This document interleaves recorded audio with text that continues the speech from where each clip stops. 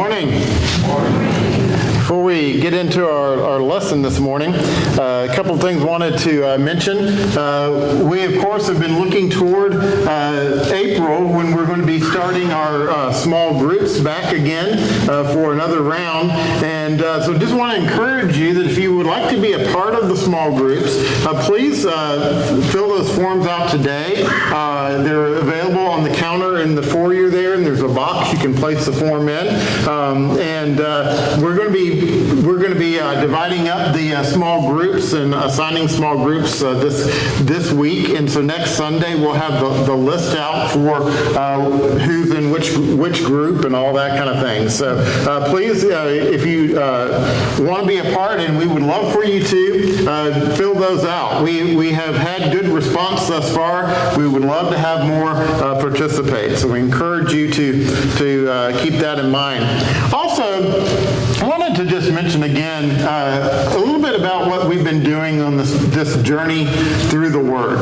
We've been referring to it as we've been going along, but we began in January 1, challenging this congregation to read the Bible together and through in a year. And so we have reading schedules. We've been working to stay on these schedules to read together. And, we fully expect that there are going to be some who aren't able to participate or choose not to participate. But I have been so encouraged by how many of you are participating. I wouldn't venture to try to figure out a percentage, but I would say easily the majority of this congregation is participating in this effort to read the Bible together. And it has been so exciting, and just to hear your comments and hear your observations of things that you have caught as we've gone through the Bible together, and just your encouraging words, just encouraging the lessons and the materials we've been putting out. There's a lot of work behind the scenes that goes into making this all work and happen. Everything from the efforts that Tanya and Becca Johnson and their family have gone through and doing these backdrops and giving us some visuals that we can connect to. And I can only imagine. I've been a little bit behind the scenes to see the effort and the many hours that they have put into preparing these things each month. But there is so much work that goes into this, and they plan ahead months in advance, and so they already know what they're going to do next month and the month after, and there's so much work that goes into getting all these materials together and putting all this together. And so just the work that they do. But then there's a lot of stuff behind the scenes and just putting together materials. We have all kinds of materials on these back tables. One of the things is we have weekly devotional guides for your family to be able to study the Bible, to study together as a family. They're geared towards children, but there's a study or a devotional for every single day, and somebody has to write those. And so it's a lot of work putting those together each week and getting those together. But we encourage you, even if you are an adult and you don't have children, they're great just to give you a summary and give you some thoughts and devotional thoughts regarding the things that we're reading. But there are also all kinds of other study guides. Each week there on the table, we have a summary of what we've read that week. It's what we study for our Bible class on Sunday morning, but it's basically a written summary of all that we've read that week. So there's all kinds of materials back there. And so there's a lot of work that goes in to making this happen. So we just want to thank you. Thank you for participating. Thank you for being a part of this, because I believe that it is going to bless this family. I've already seen ways that it has blessed us. And last week I was just so encouraged. I had several adults mention to me that during the sermon last week, and we, of course we're telling the story of Rahab, that they said that it meant so much having read that and then having the lesson on it and being able to look up, and they said they couldn't help but just look at what the depiction we have of Rahab here in the wall as we were telling the story, and how much that meant to them to have that visual. And so it's just encouraging for those of us who are working behind the scenes to have that. So thank you for participating. Thank you for your comments.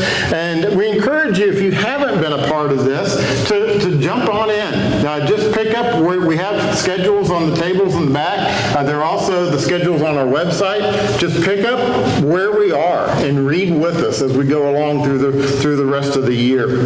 Having said that this morning, if you haven't done so already, I encourage you to turn in your Bibles to Judges chapter 6, Judges 6 and 7. We're going to be there in just a moment. But first of all, I want us just to begin by considering, have you ever stopped to think of how God actually works in the world? You know, we recognize that Satan is in control of those in the world that choose him, and he reigns in this world, and he is over all, pretty much everything that functions within our world. But ultimately, God is in control.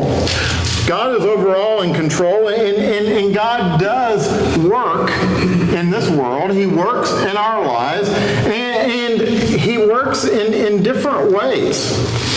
One of those ways that God works is that God uses the faithful few to accomplish his purpose. God uses those few in the world who choose to give their faith and trust in him to accomplish his purpose and to move and to work in this world. It's usually not a lot of people, but it's those who are dedicated to him. I recently read a story about a high school football team. They were not very good. As a matter of fact, they had not won a game in several years. And in this particular season, their entire coaching staff quit after the second game. Just walked away.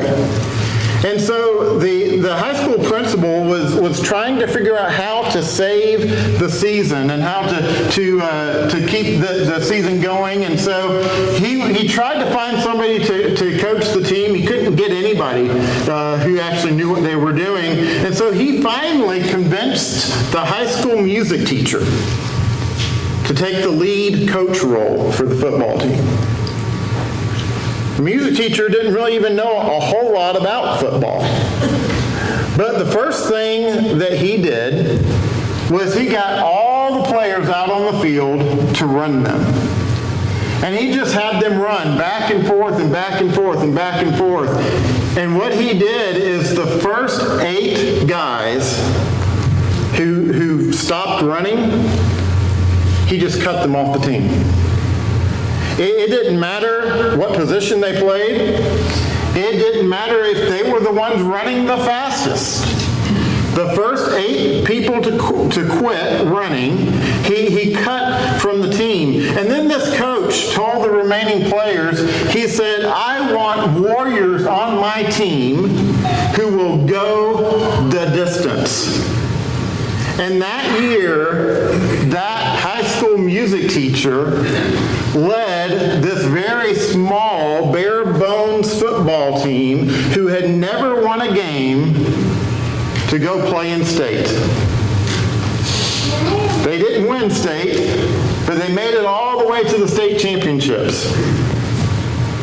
Why?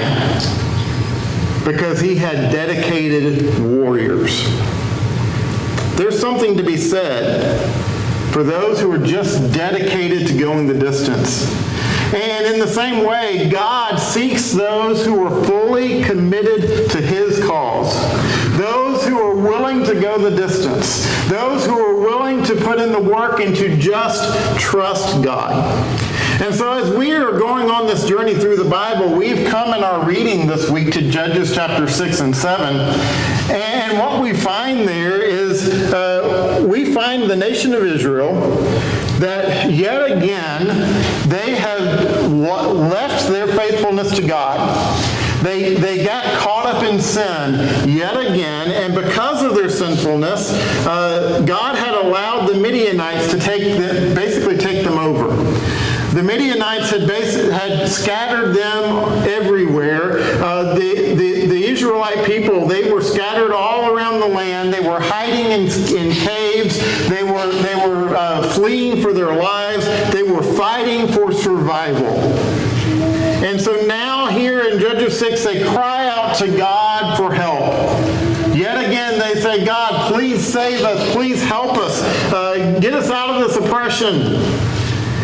And so what God does is he uses a man by the name of Gideon and a small band of warriors to free the nation of Israel from Midianite oppression. You know, we are first introduced to Gideon in Judges chapter 6. And what I love about this story is here you have Gideon. He's basically just a farmer.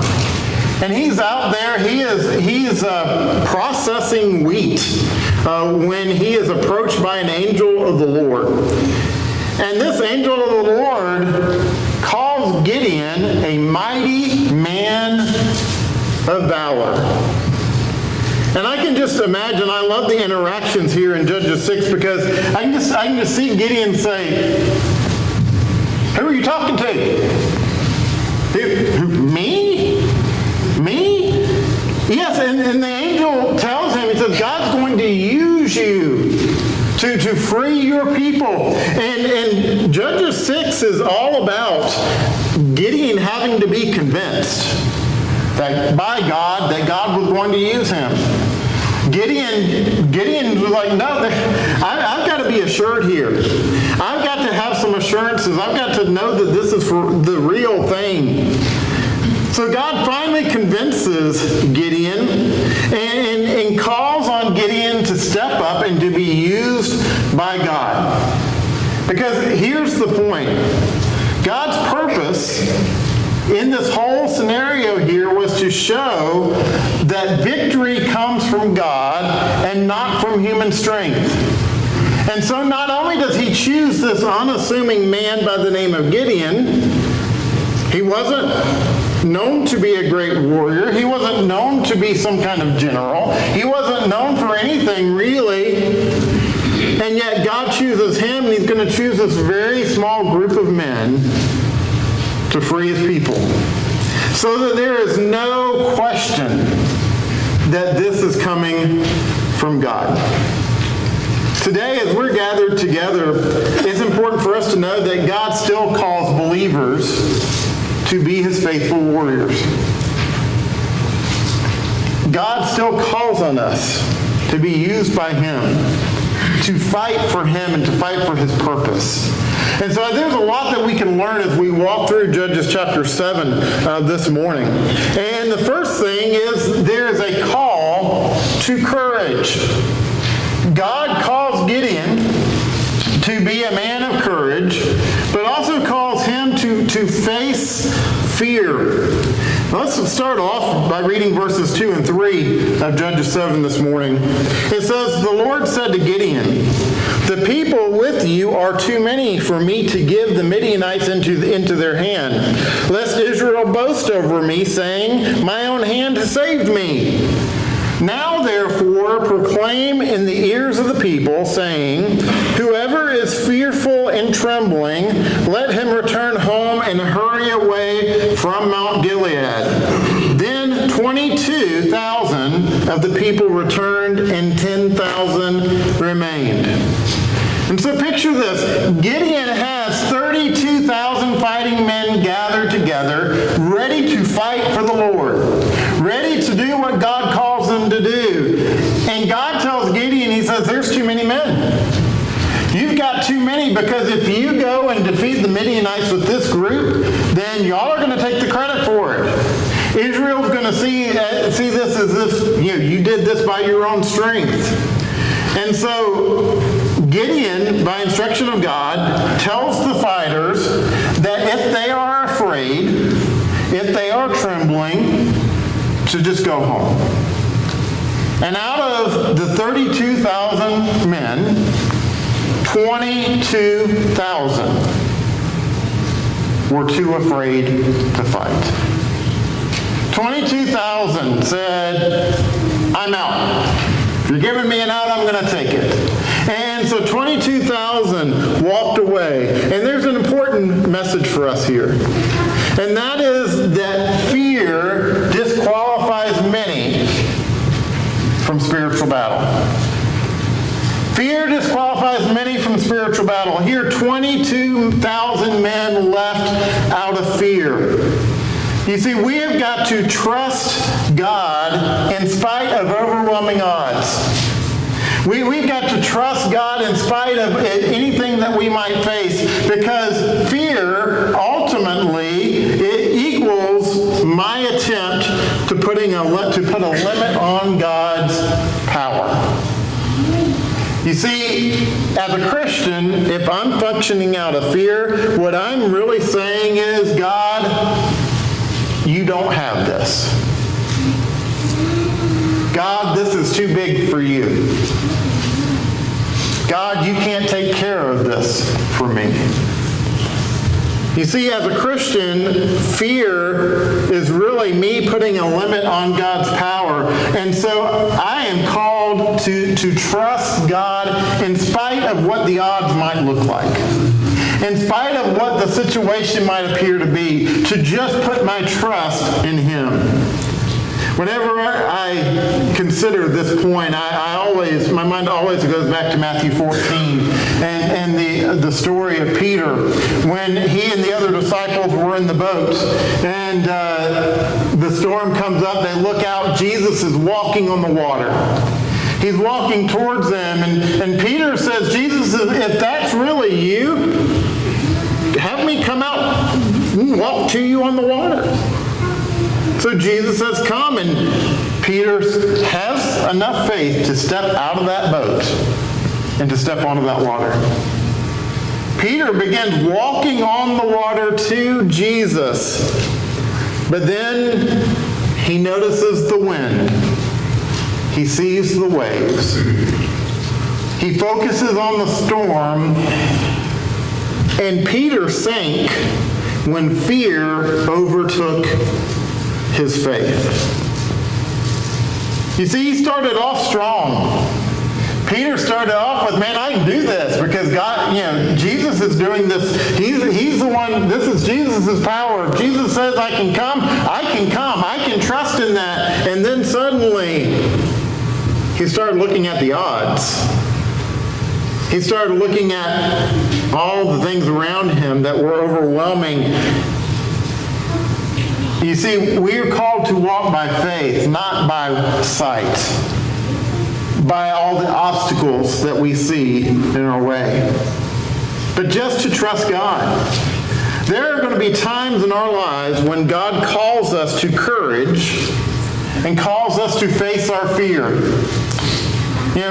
God may call on you to acknowledge your faith in a hostile work environment or a difficult school situation. God may call on you as a parent to make a decision for your child that is not popular with them. A decision that's going to make them mad, or a decision that's going to really tear them up, But a decision that is right because it's what God would have you to do. And as a parent, sometimes the easiest thing for us to do is to go down the path of least resistance, right? To go down the path that's going to cause the least trouble. Sometimes we have to just trust in God and do what He's called us to do regardless of how hard it might be. God may call on you to walk away from comfort or from financial security or stability in order to step up in some way to serve Him or to share the gospel. God calls us to courage. And He calls us to courage by facing our fears and being willing to do the hard things. Here in Judges chapter 7, Gideon says to them, hey, listen, if this is just too hard for you, if this is too tough for you, if you are afraid, just go home. And the vast majority walked away because they didn't have enough faith to do the hard things. This morning we have to ask ourselves, do I have enough faith in God to trust Him in spite of the obstacles and to do the hard stuff? To do the things that are difficult, that take work and take effort in our lives. But that leads us to the next thing that we see in Judges 7 as we pick up in verse 4. And that is that there was a test of readiness. God wanted to use those who were spiritually alert.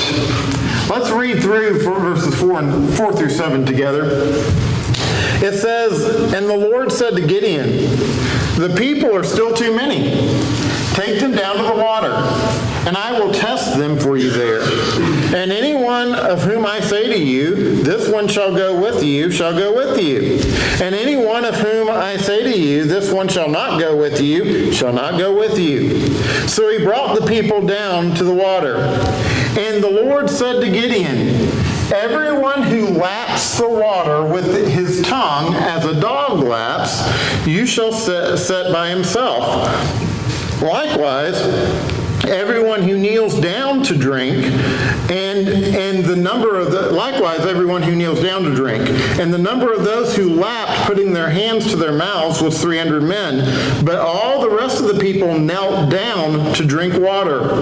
And the Lord said to Gideon, with the 300 men who lapped, I will save you and give the Midianites into your hand, and let all the others go, every man to his home.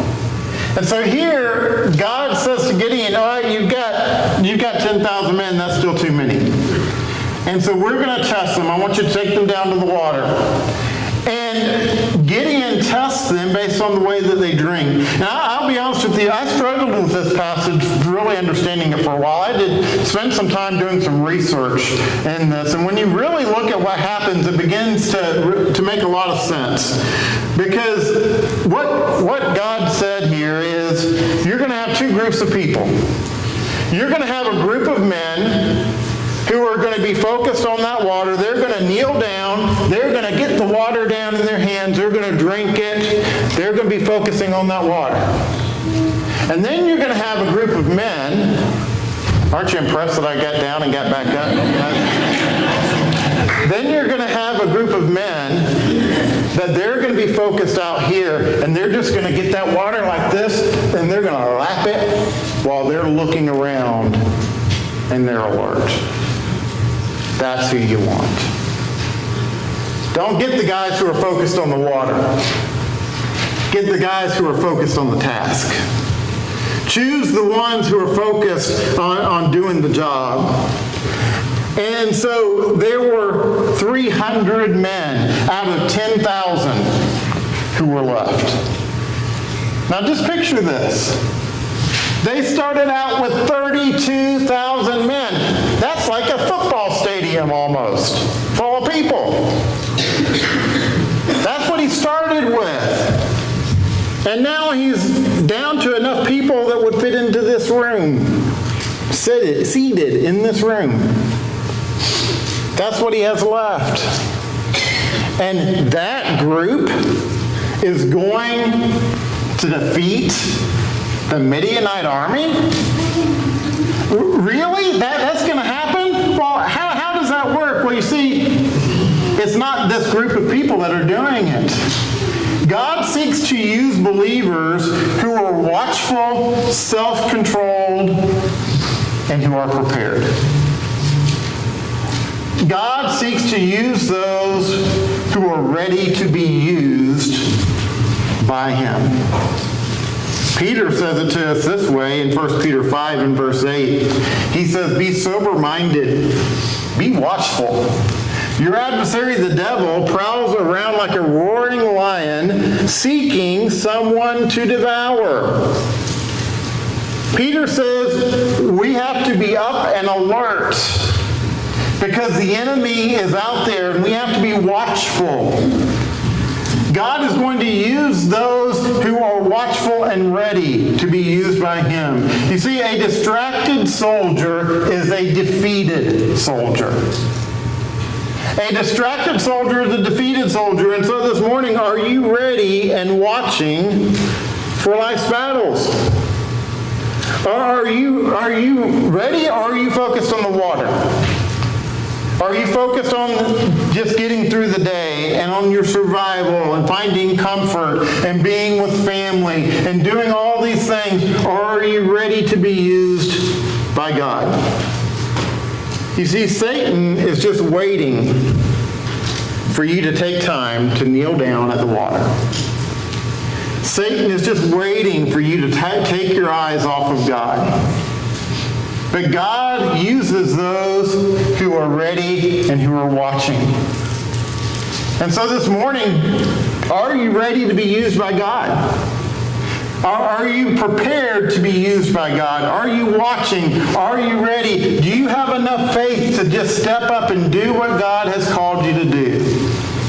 Even when, as we'll see now through Judges 7, verses 16 through 22, even when the battle plan doesn't make sense.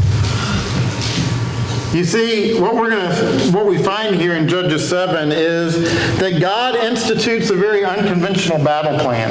A battle plan that would make no earthly sense. But the question for Gideon and his army is the same question for us today. Will you trust God's strategy? Will you do what God's called you to do just because you trust in Him, even when it doesn't make sense? Let's pick up, we're going to read verses 16 through 22. It goes on to say here, and he divided the 300 men into 3 companies and put trumpets into the hands of all of them and empty jars with torches inside the jars. And he said to them, look at me and do likewise. When I come to the outskirts of the camp, do as I do. When I blow the trumpet, and I and all who are with me, then blow the trumpets also on every side of all the camp and shout for the Lord and for Gideon. Now stop there for a moment. Picture what's happening. Here they've gone from 32,000 fighting men to 10,000 fighting men to 300. And I can only imagine what was going through their minds. Well, man, this is going to be a whopper of a plan. There's some kind of secret weapon. There's some kind of weapon that hasn't been discovered yet that they're going to pull out of the woodwork. We're just going to be able to take care of this. It's going to be some kind of amazing thing. Man, we're ready to go. And then Gideon comes up and says, here's your torch. Here's your trumpet. Here's your jar. Hold on to these for me. And when you hear me yell, you yell. That's a great plan, isn't it? Man, can you imagine what had to have been going through their minds? Because this doesn't make any sense. But let's read on. It says, so Gideon and the 100 men who were with him came to the outskirts of the camp at the beginning of the middle watch, when they had just set the watch. And they blew the trumpets and smashed the jars that were in their hands. Then the 3 companies blew the trumpets and broke the jars. They held in their left hands the torches, and in their right hands the trumpets to blow. And so here they are. You've got these 3 groups of 100 men. They position themselves in different spots around the Midianite army where they're encamped. And my guess is this was not a little area. This was probably a huge area, maybe a big valley where they were camped out. And they position themselves in the outskirts there. And Gideon and his group, they bust their jar, they blow their horns, they bust the jars, show the torches, and they shout. And the other groups do the same. And here's the army, the Midianite army. They had probably been sleeping. And let's read on and see what happens here. It says, and they cried out, a sword for the Lord and for Gideon. Every man stood in place around the camp, and all the army ran. They cried out and fled. When they blew the 300 trumpets, the Lord set every man's sword against his comrade and against all the army. And the army fled as far as Bethsheba toward Zerah, as far as the border of Abel-Manoah by Tabbath. And so, picture what happens here. God used torches, trumpets, and clay jars, not swords. He used torches, trumpets, and clay jars, and then the Midianite army, they were so, what I have grown up calling it bumfuzzled. They were just so confused that they literally turned on themselves and started taking a sword to each other. They started fighting one another. Here's Gideon and his men. They're standing over there holding their jars and their torches. And the Midianites are fighting one another. You see, God sometimes uses what the world would consider to be illogical to human reasoning to accomplish great things. But our call is to obey God even when it doesn't make earthly sense. Even when it seems to be illogical by the world's standards. Let me give you a few examples. Jesus tells us to love our enemies and to do good to those who hurt us. Now that's actually the opposite of what the world says.